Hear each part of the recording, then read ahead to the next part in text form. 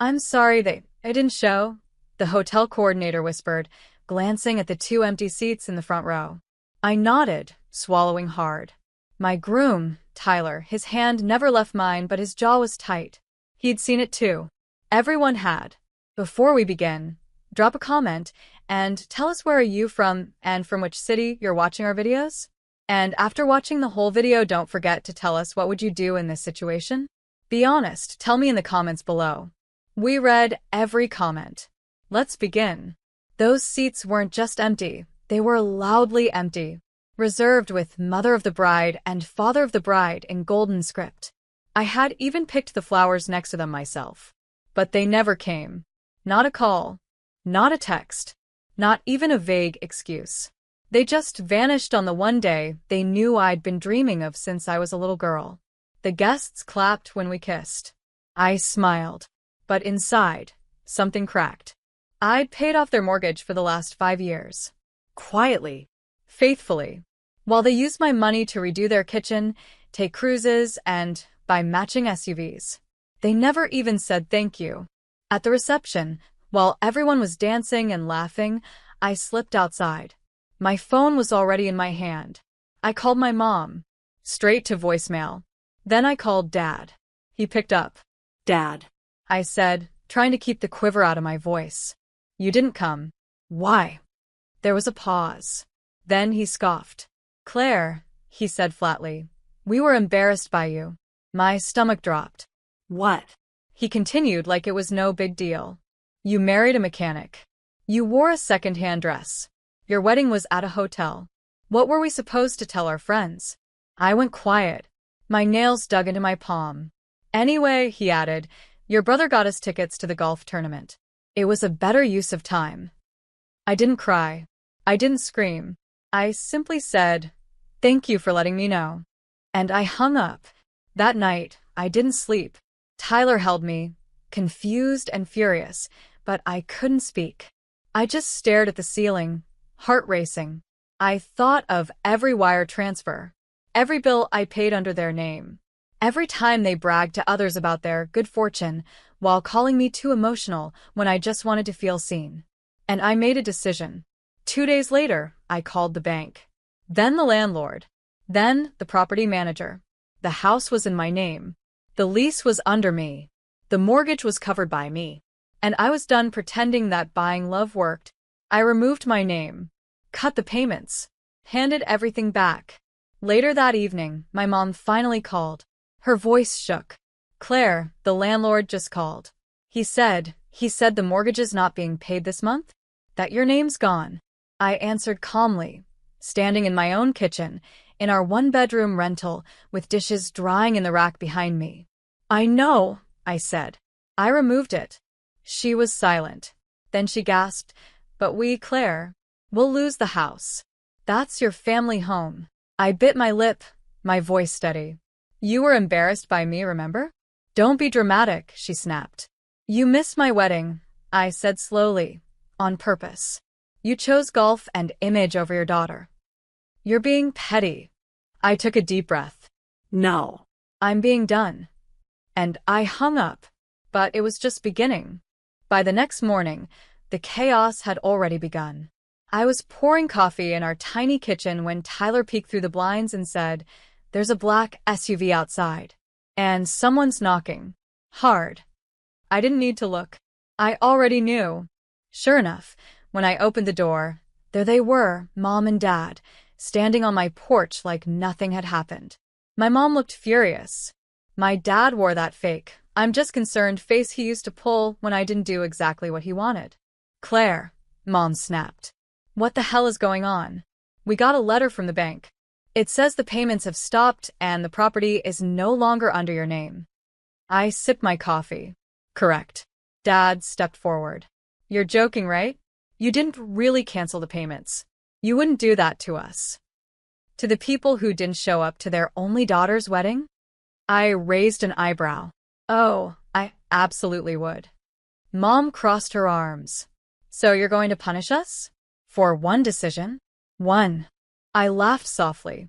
You mean after 5 years of using me like a walking ATM? After humiliating me, every time I visited because I wasn't as successful as Jacob, after making me feel like I was just inconvenient. Dad flinched. Don't bring your brother into this. Why not? I shot back. He hasn't worked a day in 5 years, and yet somehow you call him the golden child? Meanwhile, I've been the one quietly covering the bills, including his phone plan.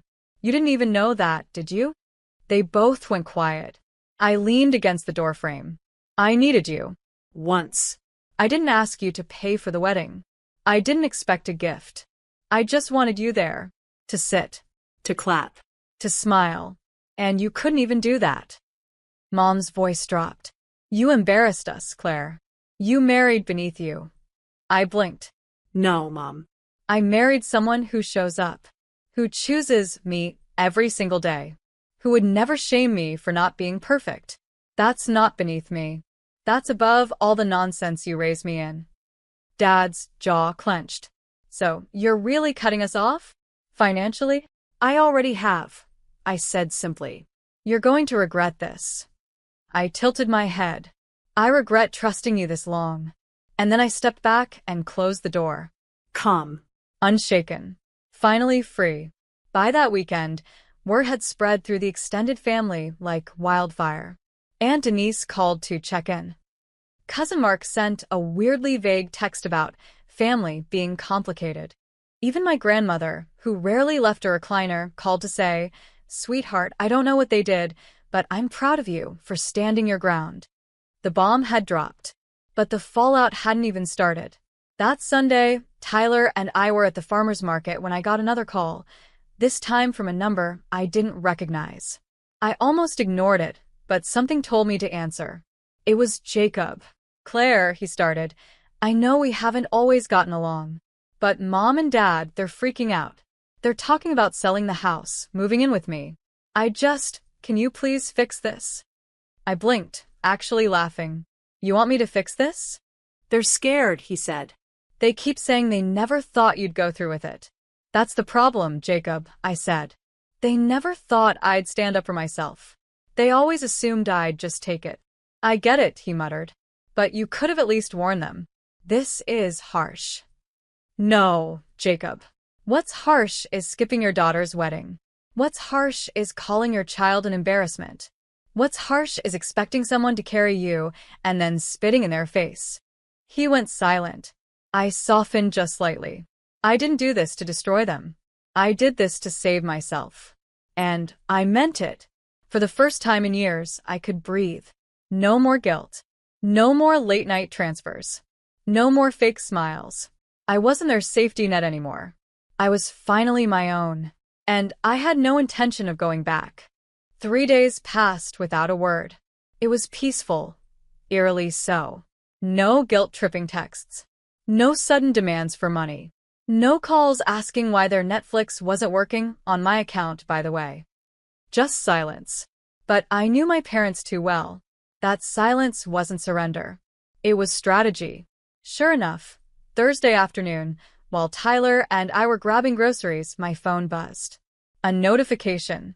Eviction notice filed, 30 days to vacate. They hadn't even waited 2 full weeks before missing the first payment.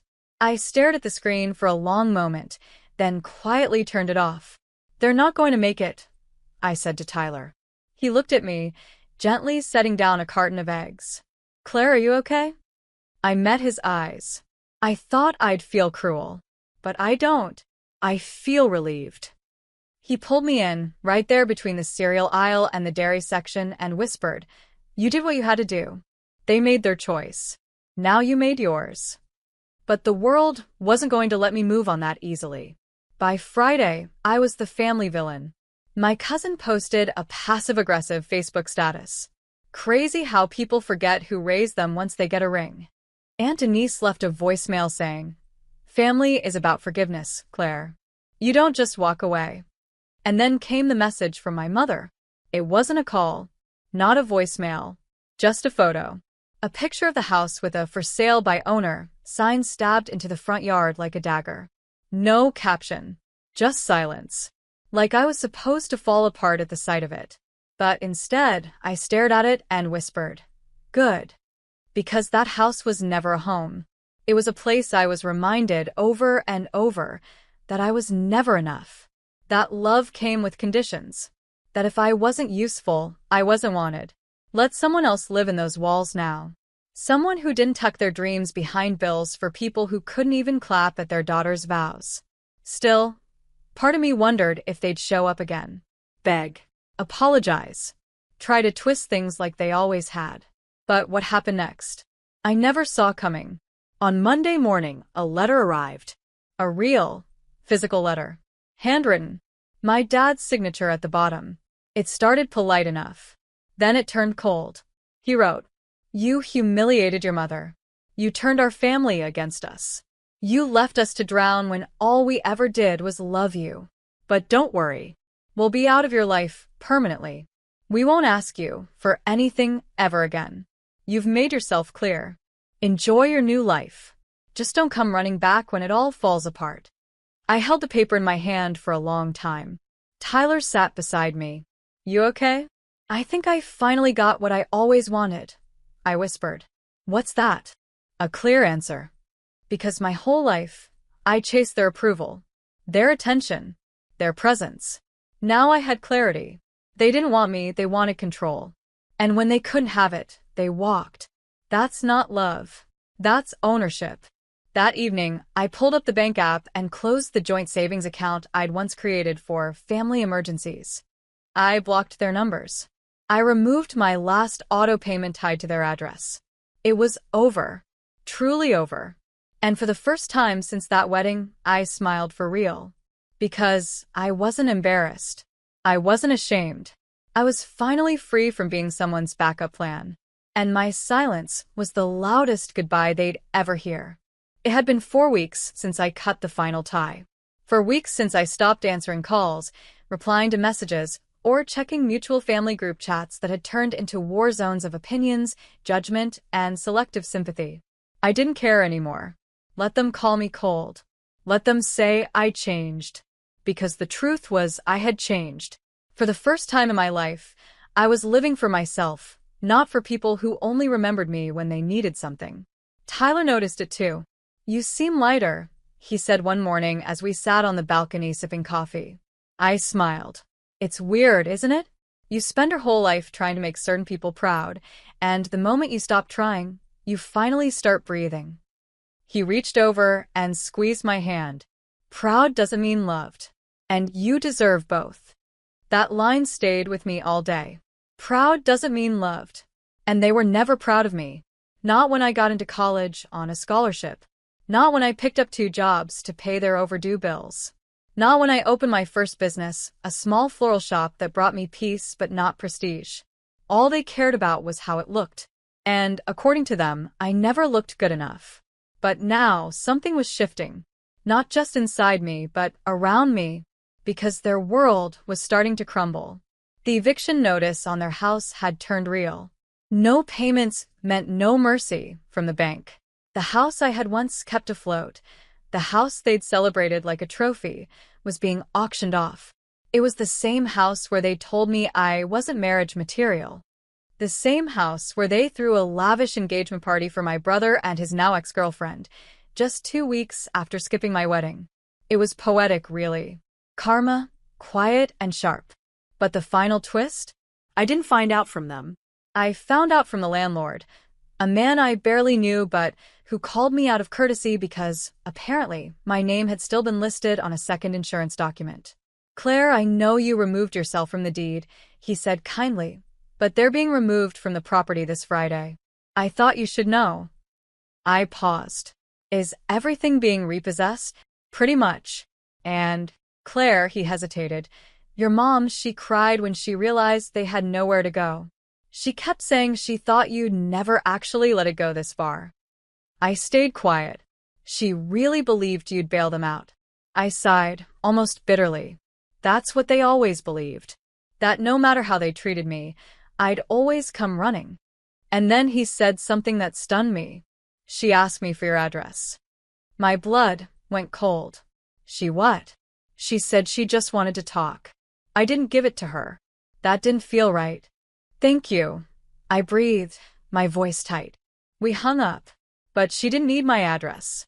Because 2 days later, I walked out of the shop just after closing time, and there she was, standing across the street. My mother, hair disheveled, dressed in the same designer coat I'd bought her 2 Christmases ago, now worn and creased. She looked older, Smaller. and for the first time in my life unsure. I could have turned back into the store. I could have walked away, but I didn't. I stepped forward, slowly, until I was a few feet from her. She blinked like she didn't expect me to approach. "Claire," she started, voice trembling. I didn't answer. "I didn't come to beg," she said softly. I wanted to understand." I raised an eyebrow.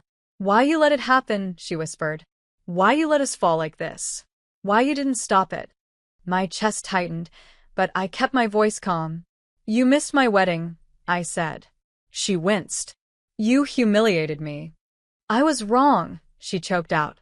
"We were wrong. We were proud, arrogant. We thought you'd always be there, that you needed us more than we needed you." I looked her dead in the eye. "But you never needed me. You just needed what I could do for you." Her lips quivered. "Do we really deserve this?" I nodded slowly. Yes. "You do. Because you knew exactly what you were doing. You made me feel like an outsider in my own family. You called me embarrassing for loving someone you couldn't control. You made me feel less than for not being flashy or rich or perfect." She didn't speak. "You didn't love me," I continued. "You loved what I provided. The money, the cover, the fake smiles at family gatherings, the image." She finally looked away. I exhaled. "And now, I've stopped providing." We stood in silence. Then she whispered, "Where will we go?" "I don't know," I said honestly. "But it's not my job to figure that out anymore." Her eyes filled, but I didn't reach for her. I didn't comfort her. Because for years, I was the daughter who gave and gave until there was nothing left. And this time I chose me. I turned and walked away. She didn't follow. She didn't scream. She just stood there, finally facing the consequences of years of silent cruelty. That night, Tyler and I sat on the balcony again. The stars were out. He asked, "Did you get closure?" I thought for a moment. "No," I said. "But I got clarity." "Same thing." I smiled softly. No. "But it's enough." He wrapped his arm around me as the breeze picked up. And for the first time in my entire life, I didn't feel abandoned. I felt free.